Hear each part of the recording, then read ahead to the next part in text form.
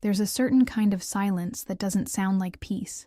It sounds like absence, like an echo of something that should have been there, but isn't. You know this silence. The silence of waiting for a message that never comes. The stillness of staring at your phone, convincing yourself not to check, but checking anyway. And every time the screen stays dark, a part of you whispers, maybe I'm not enough. Maybe I was never enough. And it's strange, isn't it? How someone's absence can feel louder than their presence ever did. How the quiet between one text and the next becomes a mirror, reflecting not just his distance, but every wound you've carried for years. That old, heavy feeling of being invisible, unseen, unchosen. Louise Hay used to say, what we accept as true about ourselves, the universe reflects back to us. And maybe that's why this hurts so much. Because when he disappears, it's not just him pulling away. It's the universe, almost cruelly, holding up a mirror to every belief you've ever had about not being wanted, not being worthy, not being enough. And while you sit there, wondering what you did wrong, your mind starts weaving stories. Stories about why he's silent, about who he's with, about what you could have said or done to make him stay. Brené Brown speaks of this too. She says, silence makes us create stories in our minds, stories that are almost always more painful than the reality itself. You've felt that, haven't you? How your own thoughts become the sharpest knives.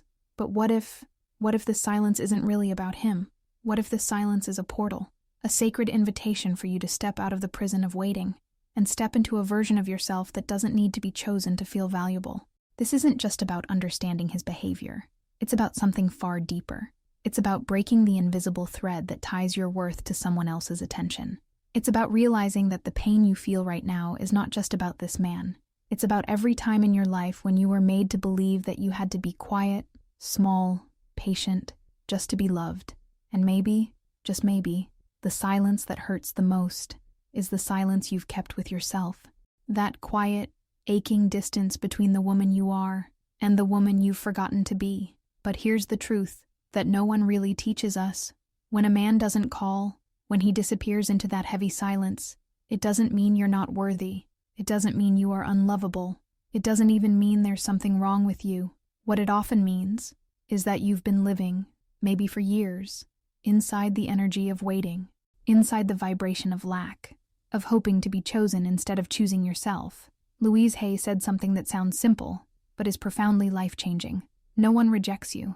They only mirror the rejection you hold towards yourself. And if you breathe that in for a moment, really breathe it in, you might notice something shift deep within your chest. Because when he doesn't reach out, the wound that opens isn't just today's wound. It's the wound of every moment in your life when you felt overlooked, dismissed, passed by. It's not just his silence. It's the echo of your own belief that you are only as worthy as someone else's willingness to stay. And that is the most painful illusion of all. But this pain, as sharp as it is, isn't here to punish you. It's here to reveal something, to show you the invisible strings you've tied to someone else's presence, someone else's attention, someone else's validation. Because when your worth depends on whether or not he chooses you, you stop choosing yourself. And here's something that most women don't realize until it breaks them open. Men, they can feel the energy of waiting, even in silence, even without words, even without a single text exchanged. They can sense the weight of a woman who's holding her breath, hoping, waiting, shrinking, just to be seen. And that energy, it doesn't pull them closer. It pushes them further away. Not because you aren't enough, not because you're not beautiful or desirable, but because waiting carries a frequency, a heaviness, a quiet sadness that says, I don't believe I'm the prize. And no matter how much you try to hide it, it's felt. There's something profoundly spiritual about this, because the universe responds not to our words, but to our energy, to our beliefs, to the silent agreements we make with ourselves about what we deserve. When you live in the energy of hoping someone else will validate you, the universe keeps reflecting that back. More waiting, more absence, more silence. But the moment, the sacred moment, you shift from waiting to choosing, everything changes. Not just with him, but with life itself. And there's something else, something most women sense, but rarely speak about. When you sit in that space of waiting, of hoping, of watching the phone, you don't just feel the absence of his message. You feel something much deeper, that old ache of never being enough, that gnawing doubt that says, why am I always the one who stays, the one who waits, the one who cares more? The truth is, his silence doesn't create that feeling. It activates it. It wakes up the oldest wound you carry, the one that whispers, I am not enough to be chosen, not enough to be prioritized, not enough to be remembered. But if you close your eyes and listen closely, you'll realize this pain isn't really about him. It's about the echo of every belief you've carried from moments long before he even existed in your life. Moments where you were taught, subtly or directly, that love is something you have to earn, that being chosen requires shrinking, that being loved means being patient, being quiet, being less, and he can feel it, even if he doesn't consciously understand why. He feels the weight of the waiting, the tension of your unspoken questions, the invisible pull of someone who's placed her sense of worth right into his hands, and as strange and unfair as it sounds, that energy, it makes him pull away even more, because waiting isn't light, it isn't playful, it isn't magnetic, it's heavy, it's filled with fear, it's soaked in the sadness of a woman who doesn't believe she's the prize, and men, they don't always understand it consciously, but on a deeper, instinctual level, they sense it, and they move away from it. But here's something sacred that most women forget. When a woman turns her energy back toward herself, something almost magical happens. The heaviness lifts, the desperation dissolves. Her energy shifts from choose me to I choose me. And that is the most attractive frequency in the universe. Louise Hay always said, self-love is the most powerful magnet there is. And it's true, not in a manipulative way, not in a game-playing way, but in a way that transforms the very fabric of your being. Because when you start choosing yourself, your entire energy field changes. You stop radiating lack and start radiating wholeness. And men, whether they realize it or not, feel that shift. The same man who once ignored your messages might suddenly wonder why he feels your absence so strongly. Because the energy of a woman who has reclaimed herself is undeniable. You don't have to say a word. The shift is silent, but it's felt. But there's a layer even deeper, one that many women never realize until it's too late. Sometimes, a man's silence isn't just about disinterest. Sometimes it's a test, not a conscious, intentional test, but an unconscious one, a way for him to see how far you're willing to go to hold on to him, how much of yourself you'll abandon just to keep his attention. It's subtle. It's not something he plans, but it's real. And women, so often, they fail this test without even knowing they were taking it. They chase, they overgive, they apologize for asking for the bare minimum. They shrink themselves into someone unrecognizable, someone quieter, smaller, less demanding, hoping that if they just prove how patient, how understanding, how low maintenance they are, he'll finally choose them. But the painful truth is, every time you abandon yourself to be chosen by someone else, you teach them how little they actually have to show up for you. You teach them that your needs are negotiable, that your boundaries are flexible, that your love is unconditional, even when their presence is not. And it creates this cruel, heartbreaking cycle. The more you give, the less they value. The more available you are, the less they show up. And it's not because you're not worthy. It's because, energetically, you've entered the space of proving your worth instead of embodying it. This confusion between value and validation, it's one of the deepest wounds a woman can carry, because no one taught you how to choose yourself. No one taught you that your value is inherent, not something that someone else hands you when they finally text back or decide to stay. Instead, most women were taught how to be chosen, how to be pleasing, how to be agreeable, how to twist themselves into shapes that fit someone else's comfort, even when it cost them their own peace. But here's the paradox. The moment you stop trying to be chosen, the moment you stop waiting, stop shrinking, stop holding your breath for his attention, something shifts. Something changes not just in him, but in the entire field of your life. Because energy doesn't lie. And when a woman withdraws the energy of waiting, when she truly chooses herself, not as a performance, not as a game, but as a deep, sacred commitment to her own heart, he feels it. Whether he admits it or not, whether he understands it or not, he feels it. And that absence, it's louder than any message you could have sent. It speaks in frequencies far beyond words, far beyond logic, far beyond the mind. It speaks to something primal, something undeniable. And yet, Even knowing this, there's a trap that so many women still fall into. The trap of confusing their worth with someone else's willingness to validate it. You weren't taught how to choose yourself. You were taught how to be chosen, how to be desirable, how to fit, how to mold yourself into something acceptable, lovable, wanted, but only through someone else's eyes. No one told you that your value isn't measured by a text that comes, or doesn't, by whether someone calls, or doesn't, by whether someone shows up, or disappears. And so, without realizing it, you start believing that the silence means something about you, that his absence is proof of your unworthiness. But the truth is, the wound isn't about him. It never was. It's about the story you were handed long ago. A story that said, if you are good enough, patient enough, quiet enough, someone will choose you. Someone will stay. And so you wait. You shrink. You hold your breath. And every time the silence stretches longer, that old story plays louder. But what if the real story isn't about being chosen at all? What if it was never supposed to be? What if the lesson isn't in how to get someone to come closer, but in how to come home to yourself? Because when you stop waiting, when you stop trying to earn what should have been yours all along, something remarkable happens. Men feel it. The energy shifts. The gravitational pull changes. Not because you're playing a game, not because you're pretending not to care, but because the center of gravity in your life moves back to you, and suddenly he feels it. The space where your energy used to linger is empty now. Not empty like lack, empty like freedom, empty like power, empty like a woman who no longer needs to be rescued, because she remembered. She was never broken to begin with. The absence of your need becomes presence. The absence of your waiting becomes magnetism. And whether he understands it consciously or not, something inside him wakes up, because the energy of a woman who has remembered her own worth cannot be ignored. And there's something even more powerful to understand. The absence of chasing isn't a tactic. It's not something you do to get him to miss you. It's not a game of pretending to be detached while secretly waiting for his message to light up your phone. No, the energy of truly choosing yourself cannot be faked. Because there's a very big difference between disappearing to be noticed and disappearing because you've finally noticed yourself. The first is rooted in fear, in scarcity, in the hope that your absence will make him realize what he's about to lose.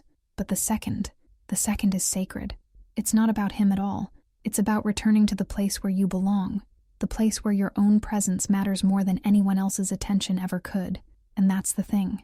When you genuinely pull your energy back, not as punishment, not as strategy, but as devotion to yourself, he feels it, not just as a gap, not just as space, but as something unsettling, something he can't quite name, something that shifts the very foundation of how he experienced you. Because when a woman stops seeing a man as her source of worth, it destabilizes the dynamic. It creates a ripple, a silence far louder than the one he once gave you. And in that silence, he's left to feel what you've been feeling all along. The absence of presence, the absence of being seen, the absence of mattering. But here's the beauty, the power, the freedom. When you reach this place, it's not even about whether he notices. It's not about whether he comes back or stays away. It's about the peace that settles into your bones when you realize you are your own home, your own validation, your own sanctuary. Louise Hay said it best.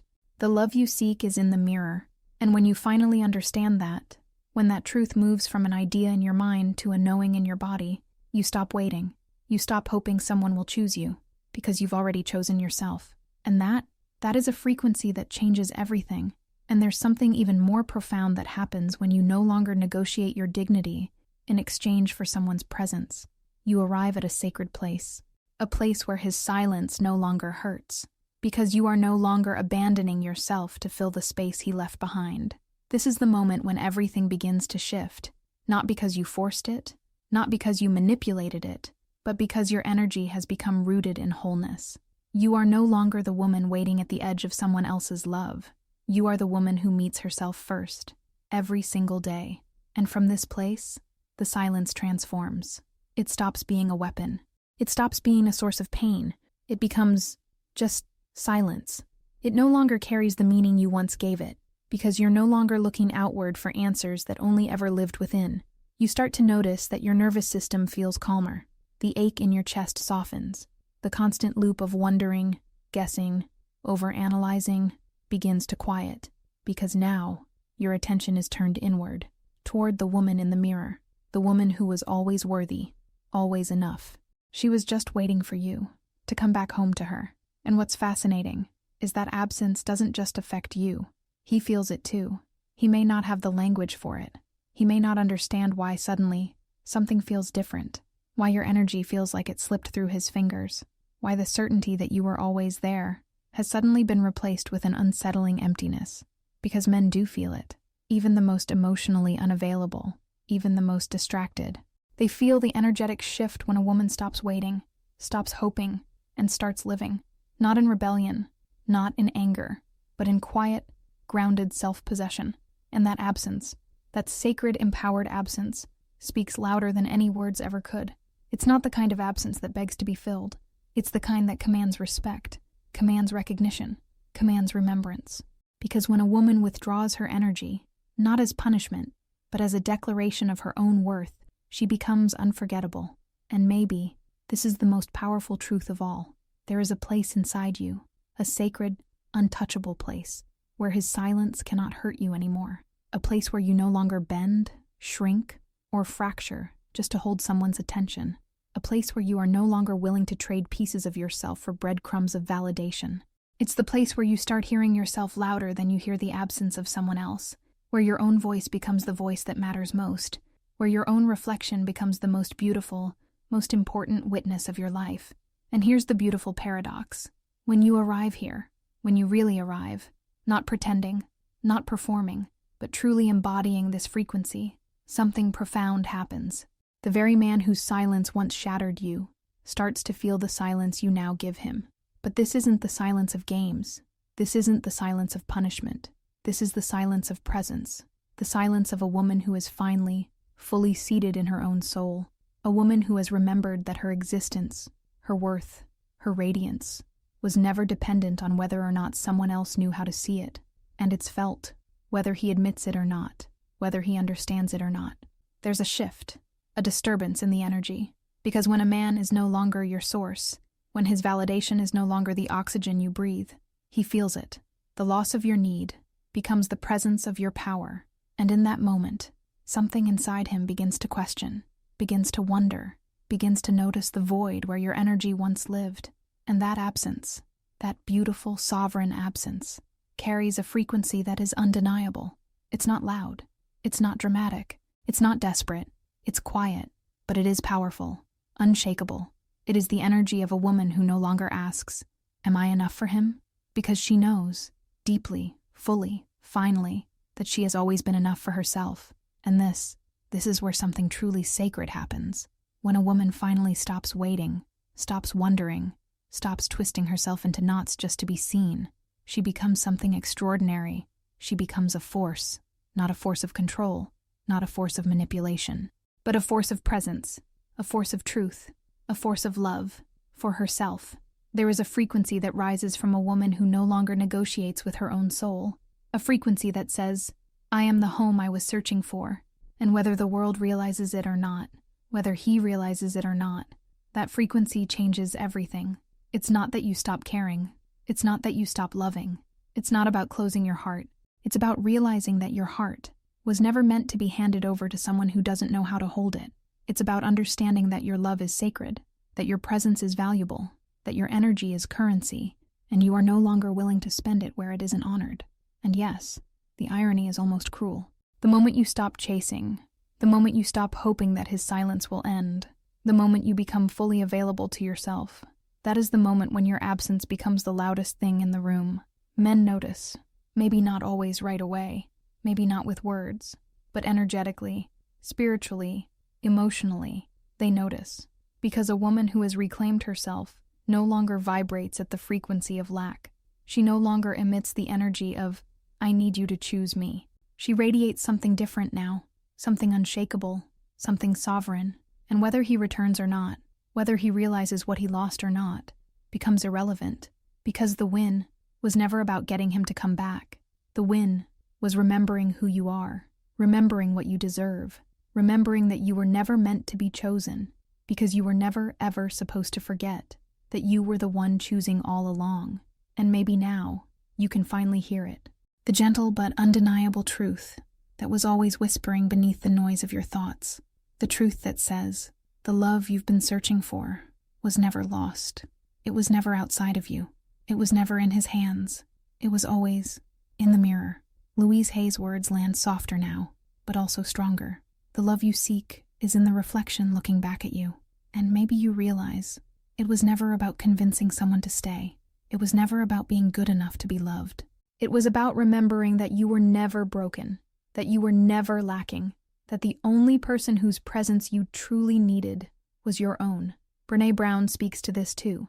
The rarest courage is to choose to be whole, even when it means not being chosen by someone else. Let that sink in. Let it settle in your bones, because this is where freedom begins. Not when he texts, not when he calls, but when you finally stop waiting for someone else to see you and start seeing yourself. His silence doesn't define you. It never did. But what you do with his silence, that defines everything. Because the truth is, it was never the absence of him that truly hurt.